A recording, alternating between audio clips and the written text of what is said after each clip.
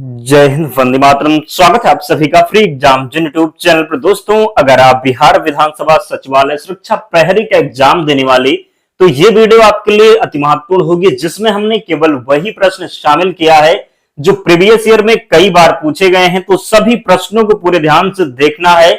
विश्वास रखिए, निश्चित ही इनमें से प्रश्न बनेगा आपके एग्जाम में। तो चलिए सेशन को प्रारंभ करते हैं और पहला शानदार प्रश्न आपके स्क्रीन पर है। भारत के संविधान में सम्मिलित आपातकालीन उपबंध किस देश के संविधान से प्रेरित है? आपसे पूछा गया है कि भारत के संविधान में सम्मिलित आपातकालीन उपबंध किस देश के संविधान से प्रेरित हैं? तो राइट आंसर होगा जर्मनी के वीमर संविधान। क्या होगा? तो जर्मनी के वीमर संविधान से याद रखेंगे। अगला है, शक्तिशाली केंद्र के साथ भारत की संघात्मक व्यवस्था किस देश के संविधान से प्रेरित है? पूछा गया है कि संघात्मक जो व्यवस्था है ये किस देश के संविधान से प्रेरित है? तो संघात्मक व्यवस्था ये कनाडा के संविधान से प्रेरित है। तीसरा प्रश्न है, संविधान सभा का अस्थायी अध्यक्ष किसे चुना गया? संविधान सभा का अस्थायी अध्यक्ष किसे चुना गया? तो डॉक्टर राजेंद्र प्रसाद को। अगर यही प्रश्न होता कि संविधान सभा का अस्थायी अध्यक्ष, क्या पूछा जाता? तो अस्थायी अध्यक्ष पूछा जाता। तो अस्थायी अध्यक्ष डॉक्टर राजेंद्र प्रसाद, अस्थायी अध्यक्ष डॉक्टर सच्चिदानंद सिन्हा याद रखेंगे। और जिन प्यारे दोस्तों ने अब तक वीडियो को लाइक नहीं किया है, निवेदन है आप सभी से जल्दी से वीडियो को लाइक कर दीजिए और चैनल को सब्सक्राइब करना है। विश्वास रखिए, निश्चित ही यहां से आपका बहुत ही फायदा होगा। हूबहू प्रश्न एग्जाम में मिलेंगे। हम प्रश्न जो है वन लाइनर लेकर के आए हैं ताकि आपका समय कम लगे और आप उन सभी प्रश्नों को देख लें जो आपके एग्जाम में पूछे जाएंगे। आपके पास जो समय है बिल्कुल कम है, तो आप लोग भी सहयोग हमारा भी करें ताकि हमारा भी मोटिवेशन बना रहे। अगला जो प्रश्न है पूछा गया है, संविधान सभा में पंडित नेहरू द्वारा उद्देश्य प्रस्ताव कब प्रस्तुत किया गया? तो पंडित जवाहरलाल नेहरू के द्वारा संविधान सभा में उद्देश्य प्रस्ताव प्रस्तुत किया गया था 13 दिसंबर 1946 को। पांचवा प्रश्न पूछा गया है, नेहरू द्वारा प्रस्तुत उद्देश्य प्रस्ताव संविधान सभा में कब स्वीकृत हुआ था? 22 जनवरी 1947 को। संविधान सभा के निर्माण में संविधान सभा के कुल कितने अधिवेशन हुए थे? पूछा गया है कि संविधान सभा के निर्माण में संविधान सभा में कुल कितने अधिवेशन हुए थे? तो कुल 12 अधिवेशन हुए थे, याद रखना है। सातवां प्रश्न है, भारतीय संविधान सभा के संवैधानिक सलाहकार कौन थे? पूछा गया है कि भारतीय संविधान सभा के संवैधानिक सलाहकार कौन थे? तो सर वी.एन. राव। कौन हो जाएंगे? तो भारतीय संविधान सभा के संवैधानिक सलाहकार sir VN. Rao right answer होगा। अगला प्रश्न है, रेमन मैग्सेसे पुरस्कार पाने वाले पहले भारतीय कौन थे? प्रश्न पूछा गया है कि रेमन मैग्सेसे पुरस्कार पाने वाले पहले भारतीय कौन थे? आचार्य विनोबा भावे रेमन मैग्सेसे पुरस्कार पाने वाले पहले भारतीय थे। संपूर्ण क्रांति के जनक पूछा गया है कि संपूर्ण क्रांति के जनक किसे कहा जाता है? जयप्रकाश नारायण को। किसे? तो जयप्रकाश नारायण को संपूर्ण क्रांति के जनक के रूप में जाना जाता है। अगला जो प्रश्न पूछा गया है कि असहयोग आंदोलन कब हुआ था? तो असहयोग आंदोलन 1920 में। कब? तो असहयोग आंदोलन हुआ था 1920 में। किस आंदोलन में करो या मरो का नारा दिया गया था? भारत छोड़ो आंदोलन में दिया गया करो या मरो का नारा। पब्लिक टॉयलेट से तीव्र गंध आने का क्या कारण है? तो राइट आंसर हो जाएगा अमोनिया, याद रखेंगे। पब्लिक टॉयलेट से तीव्र गंध आने का जो कारण है ये अमोनिया हो जाएगा। केंद्रित बात करेंगे, केंद्रीय जल विद्युत शोध केंद्र कहां पर स्थित है? पूछा गया है कि केंद्रीय जल विद्युत शोध केंद्र कहां स्थित है? तो खड़कवासला इसका राइट आंसर होगा। 14 नंबर प्रश्न है, कल्चर किसके लिए महत्वपूर्ण है? पूछा गया है कि कल्चर किसके लिए महत्वपूर्ण है? भारी जल संयंत्र हो जाएगा। कल्चर किसके लिए महत्वपूर्ण है? तो भारी जल संयंत्र यहां पर राइट आंसर होगा। अगला है, भारत में ऊर्जा उत्पादन के लिए कौन सा प्रमुख कच्चा पदार्थ है? तो राइट आंसर होगा कोयला। क्या होगा? तो भारत में ऊर्जा उत्पादन के लिए कौन सा प्रमुख कच्चा पदार्थ है? तो ऊर्जा उत्पादन के लिए प्रमुख जो कच्चा पदार्थ हो जाएगा ये कोयला होगा, याद रखना है। अभी भी बहुत से ऐसे दोस्त हैं जिन्होंने लाइक नहीं किया है, आप लोग भी सपोर्ट करें यार, ताकि हमारा भी मोटिवेशन बना रहे। क्या करना है, केवल अंगूठा ही दबाना, अंगूठा घिस तो जाएगा नहीं, तो आप लोग अंगूठा तो दबा ही सकते हैं। इतनी मेहनत अगर हम आपके लिए करते हैं तो आपका भी कर्तव्य तो बनता है कि सहयोग जरूर करें। अगला है, भारत के निम्न क्षेत्रों में से किसमें भूतापीय ऊर्जा स्रोत नहीं पाए गए हैं? तो राइट आंसर होगा गंगा डेल्टा। मुद्रा पावर प्लांट किस राज्य में स्थित है? गुजरात में स्थित है मुद्रा पावर प्लांट। उड़ान एक गैस आधारित शक्ति परियोजना है तो महाराष्ट्र में। उड़ान एक गैस आधारित शक्ति परियोजना है महाराष्ट्र में। किस स्थान पर एक परमाणु बिजली केंद्र स्थित है? सही उत्तर होगा कलपक्कम में। एक परमाणु बिजली केंद्र जो है ये कहां स्थित है? तो कलपक्कम में। 20 नंबर प्रश्न है, भारत में ऊर्जा का मुख्य स्रोत क्या है? तापीय ऊर्जा राइट आंसर होगा।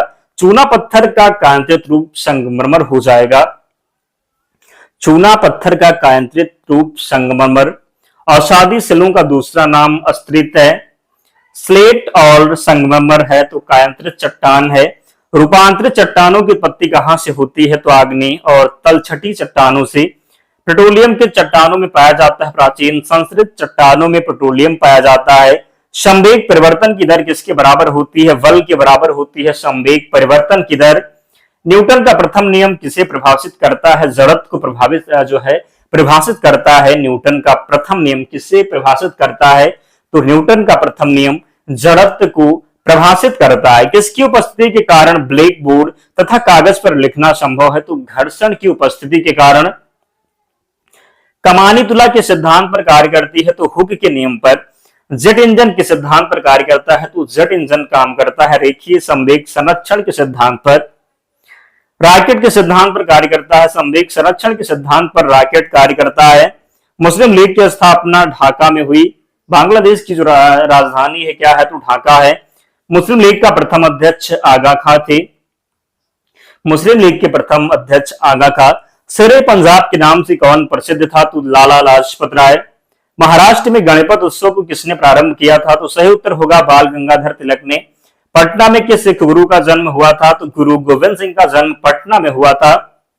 अगला प्रश्न पूछा गया है, सिख गुरु अर्जुन देव किसके शासनकाल में आए थे? तो सिख गुरु जो अर्जुन देव थे ये आए थे जहांगीर के शासनकाल में। किसके शासनकाल में?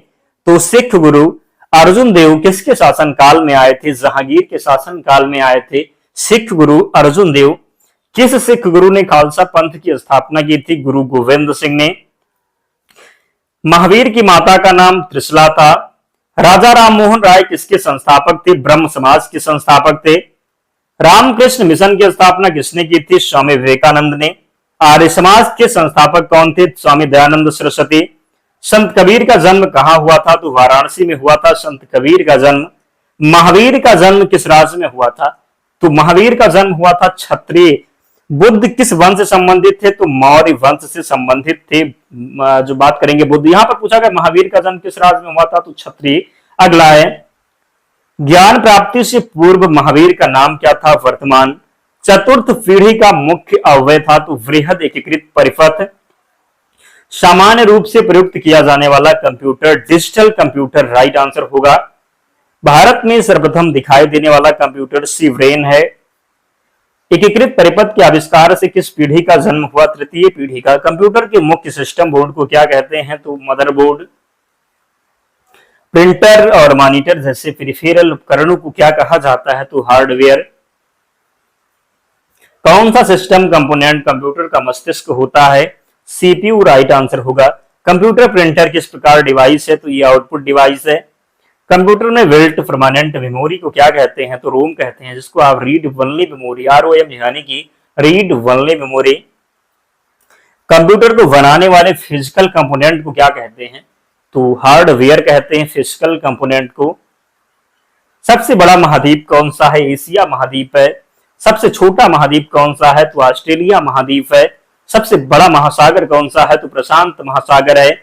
सबसे लंबी सीमा वाला देश कौन सा है? तो कनाडा हो जाएगा। पूछा जाए जो है कनाडा की राजधानी तो ओटावा है। क्या है? तो ओटावा है कनाडा की राजधानी।